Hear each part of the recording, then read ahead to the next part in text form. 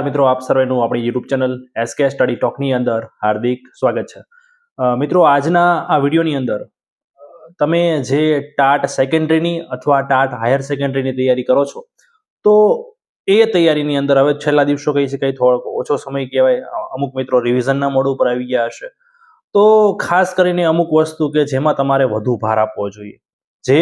કેમ કે અમુક વસ્તુ એવી હોય છે કે જેમાંથી પૂછાવાની શક્યતા ઓછી હોય છે, વાંચવું તો જોઈએ, પણ છેલ્લા દિવસોમાં એ જ વસ્તુ ઉપર સૌથી વધુ ભાર આપવો જોઈએ કે જેનાથી આપણને પરીક્ષામાં પૂછવાની સૌથી વધુ શક્યતા હોય, માર્ક આવવાના શક્યતા સૌથી વધુ હોય. તો એ બાબતે થોડીક અહીંયા ચર્ચા કરવાનો છો. વિડીયો અંત સુધી જોજો, તમને આ વિડીયો જે છે એ લાભદાયી નીવડશે. પહેલી વસ્તુ, તમે 11-12ની તૈયારી કરો છો કે 9-10ની તૈયારી કરો છો, પહેલા તો તમારે તમારું કન્ટેન્ટ કરવાનું છે.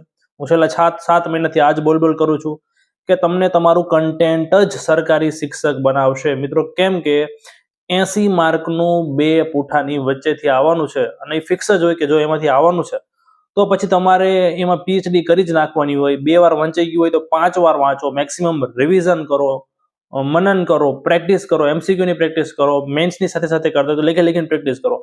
પણ તમને એમ થાય ને અંદરથી એમ થઈ જાય કે નહીં હવે થઈ ગયું, તોય 2 દાન રિવિઝન કરી નાખો. હું એટલું જ તમને કન્ટેન્ટ માટે કહેવા માંગીશ, કેમ કે એ 80 માર્કનું છે મિત્રો. ઘણા તો ખાલી કન્ટેન્ટના આધારે જે છે એ પ્રિલિમ પાસ કરી નાખશે, કેમ કે 80 માર્કનું છે. ગયા વખતે પ્રિલિમ 70 માર્કે અટકી હતી, જે છે સ્કોર હતો એ. તો પહેલા તમારે કન્ટેન્ટ કરવાનું છે છેલ્લા દિવસોમાં, એ પહેલા જ કરવું જોઈએ. બીજું, NEP 2020 ટોપિક. મિત્રો, કોઈ પણ પેપર ઉઠાવી લો, રાજ્ય પરીક્ષા બોર્ડ દ્વારા કોઈ પણ પેપર 2025નું હોય, 2023નું હોય, ન્યૂ એજ્યુકેશન પોલિસી 2020 નો પ્રશ્ન ના હોય એવું બની શકે નહીં. અને કેવા પ્રશ્નો હોય મિત્રો, તાજેતરમાં હમણાં AEI નું પેપર ગયું છે, રાજ્ય પરીક્ષા બોર્ડ દ્વારા AEI નું પેપર લેવામાં આવ્યું હતું. તો મિત્રો, એમાં પણ તમે જોજો કેટલા બધા ન્યૂ એજ્યુકેશન પોલિસીના પ્રશ્નો આવેલા. એટલે ખાસ ઈ પેપરને ફોલો કરજો. ઘણી વખત એવું બની શકે બેઠા પ્રશ્નો પણ આવી શકે. અને ક્યાંથી પ્રશ્નો છે મિત્રો, સિમ્પલ, તમે ન્યૂ એજ્યુકેશન પોલિસીની આપણી નોટ્સ વાંચેલી હોય, યુટ્યુબમાં પણ આપણે ફ્રીમાં લેક્ચર મૂકેલા છે, વિડીયો જોઈ લીજો. 10-12 જે વિડીયો મૂકેલા છે, વિડીયો ના જોવો હોય તો આપણી નોટ્સ લઈ લીજો, 40-50 રૂપિયાની, બહુ સસ્તી છે. પણ તમે ગમે ત્યાંથી કરો, ન્યૂ એજ્યુકેશન પોલિસીનું રિવિઝન કરજો, સરખી રીતે વાંચી નાખજો. પરીક્ષામાં તમારે મિનિમમ હું એમ માનું છું કે 3 થી 4 માર્કનું ન્યૂ એજ્યુકેશન પોલિસીના પ્રશ્નો આવશે, તો આ કરી નાખજો. એ સિવાય મિત્રો, હું અહીંયા કહેવા માંગીશ ગુજરાતી વ્યાકરણ, જે થોડું ગુજરાતીનો પોર્શન છે ને, જે પ્રિલિમની અંદર પણ છે, તો ચોપડીની અંદર જે આપેલું છે ધોરણ 6 થી લઈને ધોરણ 12ની ગુજરાતીની ચોપડીમાં જ્યાં જ્યાં વ્યાકરણનો પોર્શન હોય એ વાંચજો, બહુ બેનિફિટ થશે.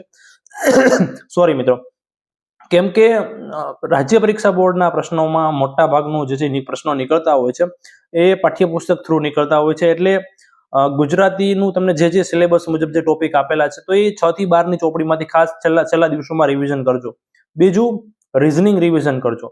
મેં તમને અગાઉ પણ કીધું છે કે શા માટે રિઝનિંગ આપણી ટાટ પરીક્ષા માટે ઇમ્પોર્ટન્ટ છે, અલગથી વિડીયો પણ બનાવેલો.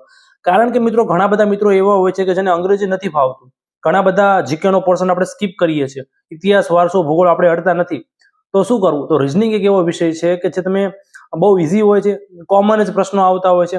રાજ્ય પરીક્ષા બોર્ડ જે AEI પેપરમાં પૂછશે, સ્પેશિયલ ટેટ 1ના પેપરમાં જે પ્રશ્ન પૂછશે, સ્પેશિયલ ટેટ 2માં જે પ્રકરણમાંથી પ્રશ્ન પૂછે છે, એ જ પ્રકરણમાંથી રિપીટ થતું હોય છે. તમે જૂનો અનુભવ છે પરીક્ષાઓનો, તો એના આધારે કહું છું કે રિઝનિંગમાં તમે ઇંગ્લિશની બધું નથી કરવાનું, એટલે તમારે પેપરમાં સમય વધવાનો છે.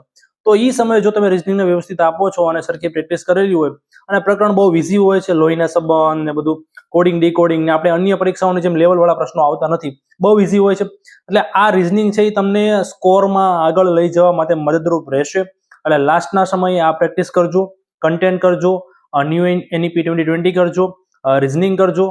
એ સિવાય બધા લોકોએ પદ્ધતિશાસ્ત્ર કર્યું હશે, ઘણા બધા આપણી નોટ્સ વાંચી હશે, ગણિત વિજ્ઞાન વાળા મિત્રોએ આપણી નોટ્સ લીધેલી હશે, બાકીના મિત્રોએ BEdની બુક્સ વાંચેલી હશે, તો અથવા અન્ય કોઈ પ્રકાશનની બુક.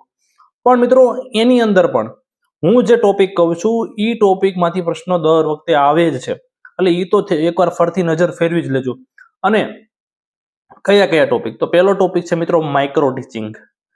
માઇક્રો ટીચિંગ ટોપિકમાંથી વારંવાર તમે રાજ્ય પરીક્ષા બોર્ડના જૂના પેપર, આપણા પૂછાયેલા પેપરની PDF લો, એમાં તમને જોવા મળશે કે કેટલા બધા માઇક્રો ટીચિંગના પ્રશ્નો છે. માઇક્રો ટીચિંગની અંદર જ આવે છે અધ્યાપન કૌશલ્યો.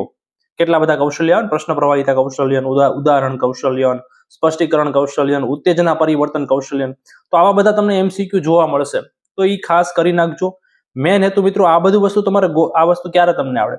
તમારે આ વસ્તુ ગોખવાની નથી, એનો મુખ્ય હાર્દ સમજી લેવાનો છે. એ સિવાય જે આઈએમપી ટોપિક છે પદ્ધતિઓ, ઘણી બધી પદ્ધતિ આવે ને, ગણિત વિજ્ઞાન વાળા છે તો આગમન પદ્ધતિ, નિગમન પદ્ધતિ, પૃથ્થકરણ પદ્ધતિ, સંયોગીકરણ પદ્ધતિ.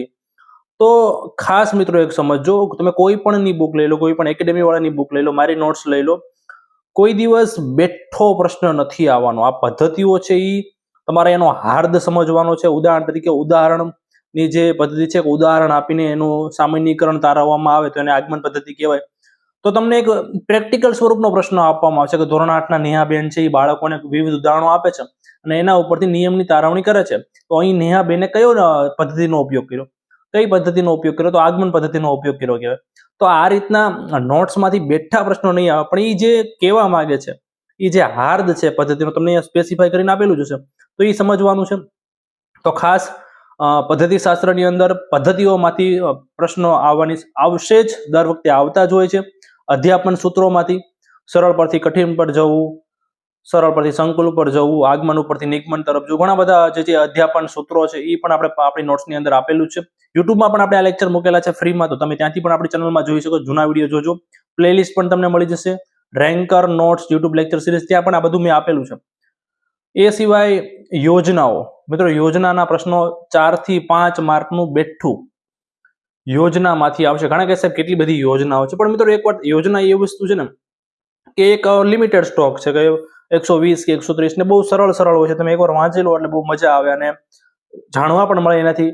પણ અમુક વસ્તુ એવી હોય છે કે જે તમે વાંચો બેસો એટલે બહુ કંટાળો આવે, બધું આ કેળવણીની બધું જે છે વિચારધારાઓ, એની કરતાં તમને યોજના વાંચવાની મજા આવશે. અને યોજનામાં એવું છે કે એ ફિક્સ જ હોય છે, અને યોજનાઓની અંદર ઘણા બધા જે પોર્ટલ ની બધું આવે છે ને, આપણે પ્રશ્નો તમે જોજો હોય જ છે, દીક્ષા પોર્ટલ ને નિષ્ઠાની જે તાલીમો લેવામાં આવે છે એ, તાજેતરમાં નિપુણ ભારતના, ટૂંકમાં વિવિધ કાર્યક્રમોની બધું યોજનાની અંદર જ બધું આવી છે.